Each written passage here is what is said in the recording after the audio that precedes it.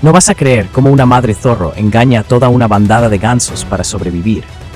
Para conseguir los huevos, debe enfrentarse a gansos dispuestos a arriesgar la vida para proteger su nido, porque si los pierden, no podrán poner otra nidada en toda la temporada.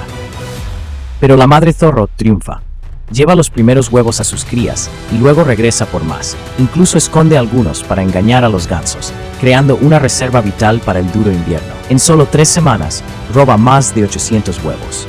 Pero tragar un huevo grande no es tarea fácil para los zorritos, así que la madre les enseña paso a paso, transmitiéndoles las habilidades necesarias para sobrevivir en la naturaleza salvaje.